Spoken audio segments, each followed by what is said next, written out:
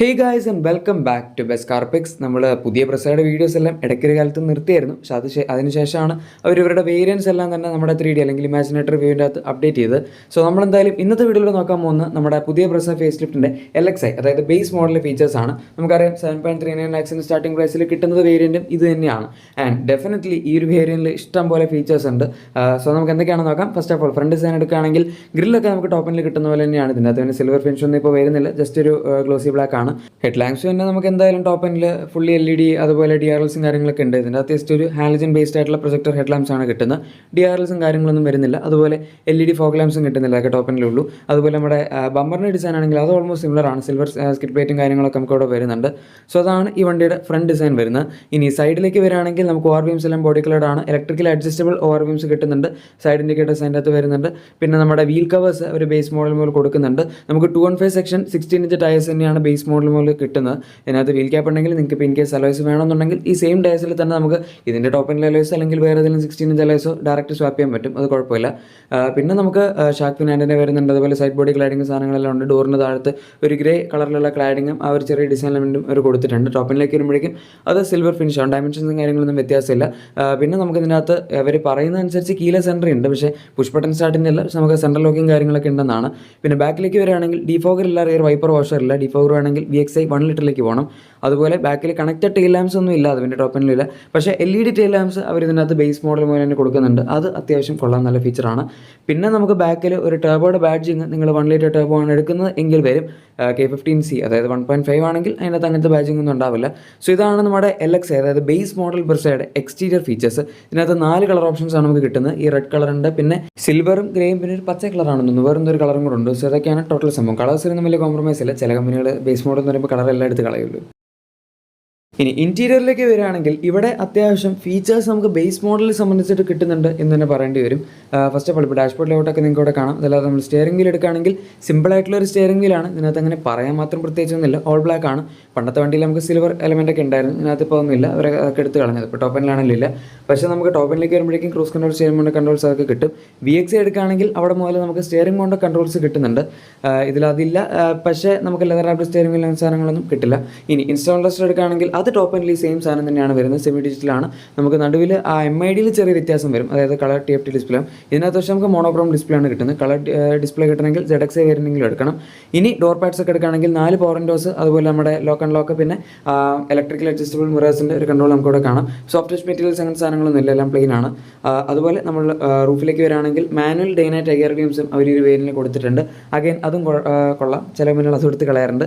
നമുക്ക് ആകെപ്പാടെ cabin lamp നടുവിൽ മാത്രമേ വരുന്നുള്ളൂ, ഫ്രണ്ടിൽ വേറെ ക്യാബിൻ ലാമ്പ് ഇല്ല. ഇനി സെൻറ്റർ കൺസോൾ എടുക്കുകയാണെങ്കിൽ നമുക്ക് ഇൻഫോർടൈൻ സിസ്റ്റം കാര്യങ്ങളൊന്നും ഇവിടെ കിട്ടുന്നില്ല. അതിന് വരും ജസ്റ്റ് ഒരു ഫ്രീ ആയിട്ടുള്ള ഒരു സ്പേസ് മാത്രമാണുള്ളത്. നിങ്ങൾ ഈ വേരിയൻ്റ് എടുക്കുകയാണെങ്കിൽ ഡെഫിനറ്റ്ലി ഇൻഫോർടൈൻ സിസ്റ്റം വെക്കാനുള്ള കുറച്ച് ക്യാഷ് എന്തായാലും കയ്യിൽ കരുതണം. സ്പീക്കേഴ്സ് ഇതിനകത്തില്ല. ഒരു പ്ലസ് പോയിന്റ് AC നമുക്ക് ഇതിനകത്ത് സിംഗിൾ സോൺ ഓട്ടോമാറ്റിക് ആണ് കിട്ടുന്നത്. മറ്റേ മാനുവൽ ACയുടെ പ്രശ്നമൊന്നും വരുന്നില്ല. മാനുവൽ ACയുടെ പ്രശ്നം ആക്ച്വലി വരും, നിങ്ങൾ 1.5 എടുക്കുകയാണെങ്കിൽ അതിൻ്റെ അകത്ത് മാനുവൽ AC ആണ്. പക്ഷേ ഇതിൽ നമുക്ക് ഓട്ടോ AC കിട്ടുന്നുണ്ട്. ഈ ഓട്ടോ AC വരുമ്പോഴേക്കും നമ്മൾ ബാക്കി സ്ക്രീനും കൂടെ വെച്ച് കഴിഞ്ഞാൽ ക്യാബിൻ്റെ ലുക്ക് അങ്ങോട്ട് ക്ലിയർ ആവും. പിന്നെ അതല്ലാതെ കപ്പ് ഹോൾഡേഴ്സും കാര്യങ്ങളൊക്കെ ഉണ്ട്. പിന്നെ നമുക്ക് ബാക്കിൽ AC വെൻസ് ഒക്കെ ഇവിടെ കാണാം. ഇനി ഡാഷ്ബോർഡിലോട്ട് നോക്കുകയാണെങ്കിൽ ഇവിടെ ഫുൾ ബ്ലാക്ക് ആണ്. നമുക്ക് ടോപ്പ് എൻഡിലേക്ക് വരുമ്പോഴേക്കും കുറച്ച് ഗ്ലോസി ബ്ലാക്ക് എലമെൻറ്റ്സും മൾട്ടിപ്പിൾ ആയിട്ടുള്ള കളർ കോമ്പിനേഷൻസും ഒക്കെ തന്നെ കിട്ടുന്നതായിരിക്കും. പിന്നെ ഡോർ ഹാൻഡിൽസ് എല്ലാം ബ്ലാക്ക്, അതായത് മൊത്തത്തിലൊരു ബ്ലാക്കും മാറ്റ് ബ്ലാക്കും ഫിനിഷ് എന്ന് വിചാരിച്ചാൽ മതി. സീറ്റ്സ് ആണെങ്കിലും ഫാബ്രിക് സീറ്റ്സ് ആണ് വരുന്നത്. നമുക്ക് ടോപ്പ് എൻഡിൽ വെന്റിലേറ്റഡ് സീറ്റ്സ്, അതുപോലെ ലെതർ സീറ്റ്സ്, അങ്ങനത്തെ കാര്യങ്ങളൊക്കെ കിട്ടുന്നതായിരിക്കും. ഇതിനകത്തൊന്നുമില്ല. റിയർ സീറ്റ് എക്സ്പീരിയൻസ് നിങ്ങൾക്ക് ഇവിടെ കാണാം. ഇവിടെ വ്യത്യാസം വരുന്നത് നമുക്ക് 1.5 മോഡലിംഗിൽ എടുക്കുകയാണെങ്കിൽ ബാക്കിൽ അഡ്ജസ്റ്റബിൾ ഹെഡ് റെസ്റ്റുകൾ കിട്ടുന്നതായിരിക്കും. ഇൻഫാക്ട് ബാക്കിൽ ഹെഡ് റെസ്റ്റേ ഉണ്ടാവില്ല, സിമ്പിൾ സീറ്റ് മാത്രമായിരിക്കും. അത് വളരെ മോശമായി പോയി. അതൊക്കെ അവർക്ക് കൊടുക്കാവുന്ന സംഭവമായിരുന്നു. 1 ലിറ്റർ മോഡൽ എടുക്കുകയാണെങ്കിൽ മാത്രമേ ബാക്കിൽ ഹെഡ് റെസ്റ്റ് വരുള്ളൂ. പിന്നെ 1 ലിറ്റർ മോഡൽ എടുക്കുകയാണെങ്കിൽ വേറെ എക്സ്ട്രാ ഒരു സാധനമാണ് കിട്ടുന്നത്. നമ്മുടെ ഡ്രൈവർ സീറ്റിന് ഹൈറ്റ് അഡ്ജസ്റ്റ്മെൻറ്റ് ഫംഗ്ഷനാണ്. അതും നിങ്ങൾ 1.5 എടുക്കുകയാണ് കിട്ടുന്നത്. അതായത് 1.5 ഇല്ലാത്തതും ജസ്റ്റ് പറഞ്ഞുതരാം. ഒന്നാമത്തെ കാര്യം ബാക്കിൽ ഹെഡ് റെസ്റ്റ് ഇല്ല, പിന്നെ ഡ്രൈവർ സീറ്റിന് ഹൈറ്റ് അഡ്ജസ്റ്റ്മെൻറ്റ് ഫംഗ്ഷൻ ഇല്ല. അതുപോലെ നമ്മുടെ ഓട്ടോ AC 1.5 വരുന്നില്ല. ഇതിൽ രസം എന്താണെന്ന് വെച്ചാൽ 1.5 വില കൂടുതലാണ്. അത് അഗൈൻ പ്രൈസ് ഡിസ്കസ് ചെയ്യുമ്പോൾ നമുക്ക് പറയാം.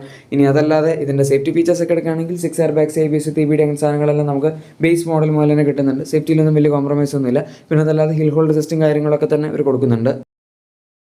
ഇതൊക്കെയാണ് നമ്മുടെ ബ്രസ LX, അതായത് ബേസ് മോഡലിൽ കിട്ടുന്ന ഫീച്ചേഴ്സ്. ഇതിൻ്റെ പവർ ഓപ്ഷൻസും കാര്യങ്ങളൊക്കെ ഞാൻ നേരത്തെ പറഞ്ഞതാണ്, നിങ്ങൾക്ക് അറിയായിരിക്കും. നമുക്ക് 1 ലിറ്റർ ടർബോ പെട്രോൾ എഞ്ചിൻ കിട്ടുന്നുണ്ട്.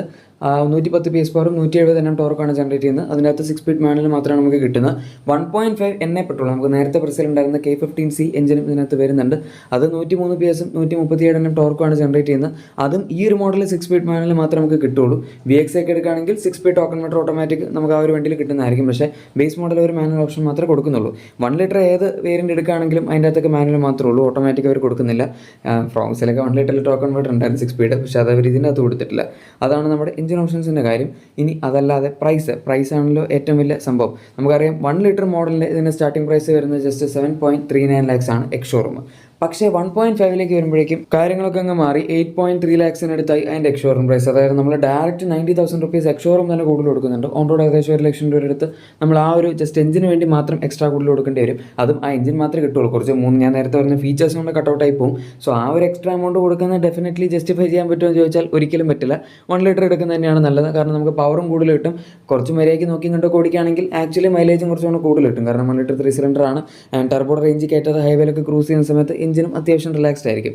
മറ്റേത് പക്ഷേ വലിയ ഡിസ്പ്ലേസ്മെൻറ്റ് ആയതുകൊണ്ട് അതിനനുസരിച്ച് കുറച്ചും കൂടെ മൈലേജ് നമുക്ക് എന്തായാലും പോകാനുള്ള ഒരു പ്രശ്നമുണ്ട്. ഇനി അതിൻ്റെ മുകളിലുള്ള വേരിയൻറ്റ് VX എടുക്കുകയാണെങ്കിൽ 1 ലിറ്റർ ആക്ച്വലി VX വലിയ കുഴപ്പമില്ല. അതായത് നമുക്ക് എക്സ്ട്രാ കുറച്ച് ഫീച്ചേഴ്സ് കിട്ടും. ഞാൻ അതിനെപ്പറ്റി പറയാം. നമുക്ക് 1,15,000 രൂപയാണ് എക്സ്ട്രാ കൊടുക്കേണ്ടി വരുന്നത്. 1.5 VX എന്ന് പറഞ്ഞാൽ ആബ്സല്യൂട്ട് ഡിസാസ്റ്റർ ആണ്. കാരണം അതിൻ്റെ അകത്ത് പ്രത്യേകിച്ച് ഒരു സാധനം എക്സ്ട്രാ ഇല്ല. നമുക്ക് സ്ക്രീൻ, അതായത് 7 inches സ്ക്രീൻ വരും, പിന്നെ മറ്റേ സ്റ്റെയറിംഗ് മൗണ്ട് കൺട്രോൾസ് വരും, ഓട്ടോമാറ്റിക് എടുക്കുകയാണെങ്കിൽ പാഡൽ ഷിഫ്റ്റേഴ്സും വരും. ഇത്തരം സാധനങ്ങൾ എന്തോ ഉള്ളൂ. പക്ഷേ അതിന് നമ്മൾ ആ എക്സ്ട്രാ എമൗണ്ട് കൊടുക്കുന്ന ഏകദേശം 95,000 ആണ്. അത് മോണ്ടോട് വരുമ്പോൾ അഗൈൻ 1 ലക്ഷം രൂപയുടെ മുകളിൽ ഡിഫറൻസ് പോകും. ആ 1 ലക്ഷം രൂപ ഉണ്ടെങ്കിൽ നിങ്ങൾക്ക് സുഖമായിട്ട് പുറത്തു പോയിട്ട് ഒരു ഇൻഫോർടൈൻ സിസ്റ്റം 4 സ്പീക്കേഴ്സൊക്കെ വെച്ച് വണ്ടി സെറ്റാക്കി എടുക്കാവുന്നേ ഉള്ളൂ. ഇപ്പോൾ മറ്റേ സ്റ്റെയറിംഗ് മൗണ്ട് കൺട്രോൾസ് ആക്ച്വലി പുറത്തുനിന്ന് ആൾക്കാർ വെച്ച് കൊടുക്കുന്നുണ്ട്, വയർ കട്ടിങ് കാര്യങ്ങളൊന്നും ഇല്ലാതെ. സോ അത് ഡെഫിനറ്റ്ലി കൺസിഡർ ചെയ്യാൻ പറ്റുന്ന സംഭവമാണ്. അതാണ് VXയുടെ പ്രശ്നം. നമുക്ക് VXയുടെ ഡെഡിക്കേറ്റഡ് ആയിട്ടുള്ള വേരിയൻസിൻ്റെ വീഡിയോ ഞാൻ ചെയ്യാം. 1 ലിറ്ററിൽ എന്താണ്, 1.5 എന്തൊക്കെയാണ് എന്നുള്ളതെന്ന് പറഞ്ഞിട്ട്. അപ്പോൾ നിങ്ങൾക്ക് അതിന് മനസ്സിലാക്കാവുന്നുള്ളൂ. ഇനി CNG നമുക്ക് 9.3 lakhs ആണ് ഇതിൻ്റെ LXA മോഡലിൻ്റെ സ്റ്റാർട്ടിംഗ് പ്രൈസ് വരുന്നത്. അത് നമ്മുടെ 1.5 മാത്രമാണ് CNG കിട്ടുന്നത്, 1 ലിറ്ററിൽ കിട്ടുന്നില്ല. അതുകൊണ്ട് തന്നെ 1.5 വെച്ച് കമ്പയർ ചെയ്യുമ്പോൾ നമ്മുടെ നോർമൽ പെട്രോളും CNG നമ്മൾ 1 ലക്ഷം രൂപയുടെ വ്യത്യാസമുണ്ട്. ആൻഡ് 1 ലിറ്ററിൻ്റെ മാനുവലും അതുപോലെ CNG വെച്ച് കമ്പയർ ചെയ്യുമ്പോൾ 2 ലക്ഷം രൂപയുടെ വ്യത്യാസമുണ്ട്. ഏതായാലും CNG എന്ന് പറയുമ്പോൾ ഈ വണ്ടിയിൽ നമുക്ക് അണ്ടർബോഡി CNG ഒക്കെയാണ് വരുന്നത്. അതുകൊണ്ട് ബൂട്ട് സ്പേസ് ഒന്നും പോകുന്ന പ്രശ്നമില്ല. പിന്നെ അത്യാവശ്യം മൈലേജും കിട്ടും CNG ആയതുകൊണ്ട്. അതായത് 20 മുകളിലൊക്കെ എങ്ങനെയാലും കിട്ടും. പക്ഷേ ആ ഒരു പ്രൈസ് ഡിഫറൻസ് ആണ് പ്രശ്നം. നിങ്ങൾ 1.5 ആണ് നല്ല എഞ്ചിൻ, കുറച്ചുകൂടെ വലിയ എഞ്ചിനാണെന്നൊക്കെ പറഞ്ഞ് എടുക്കാൻ പോകുന്നുണ്ടെങ്കിൽ നമ്മൾ ജസ്റ്റ് ചെയ്യുന്നത് ഗവൺമെൻറ്റിന് കൂടുതൽ ടാക്സ് കൊടുക്കുന്നു എന്ന് മാത്രമേ ഉള്ളൂ. ഈ വണ്ടിയുടെ കേസ് എടുക്കുന്ന ആണെങ്കിൽ തന്നെ ഈ 1.5 എന്ന് പറയുമ്പോൾ അബവ് 400 കാറ്റഗറിയിലുള്ള വണ്ടികളുടെ പ്രൈസ് ബ്രാക്കറ്റ്, അതായത് ടാക്സിലേക്ക് പോകും. എക്സൈസ് ഡ്യൂട്ടി അതിൽ വരുന്ന 40% ആണ്. പക്ഷേ നമ്മുടെ 1 ലിറ്റർ മോഡൽ വരുന്നത് 18% ആണ്. അതുകൊണ്ടാണ് അതിൻ്റെ പ്രൈസ് കുറവ് വരുന്നത്. അല്ലാതെ നോക്കിക്കഴിഞ്ഞാൽ 1 ലിറ്റർ എഞ്ചിൻ GDA ആണ്, അതുപോലെ ടർബോ ചാർജ്ഡ് ആണ്. അതിനൊക്കെ കുറച്ചുകൂടെ എക്സ്പെൻസീവ് ആയിട്ടുള്ള സംഭവങ്ങളാണ് ശരിക്കും വരുന്നത്. പക്ഷേ ആ എക്സ്ട്രാ ടാക്സ് കൊണ്ട് മാത്രമാണ് ഇത് പ്രൈസ് കുറഞ്ഞ് നിൽക്കുന്നത്. ഇനി നിങ്ങൾ ഇതിലേതായിരിക്കും ചൂസ് ചെയ്യാൻ ഉറപ്പായിട്ടും താഴെ കമൻസിൽ പറഞ്ഞേക്കാം. പിന്നെ നിങ്ങളുടെ എക്സിസ്റ്റിംഗ് വാഹനത്തിന് എന്തെങ്കിലും ആക്സസറീസോ ക്ലീൻ പ്രൊഡക്ട്സ് ഒക്കെ ആണെങ്കിൽ നമ്മുടെ ഡിസ്ക്രിപ്ഷനിലെ പ്രൊഡക്ട്സായി ചെക്കൗട്ട് ചെയ്യാൻ മറക്കണ്ട. വീഡിയോ ഇഷ്ടപ്പെട്ടെങ്കിൽ തീർച്ചയായും ലൈക്കും സബ്സ്ക്രൈബും ഷെയറും കൂടി ചെയ്ത് നമ്മളെ സപ്പോർട്ടും കൂടി ചെയ്തേക്കാം. നമുക്ക് മറ്റു വീഡിയോയിൽ കാണാം. അതുവരെ thank you for watching my video and good bye.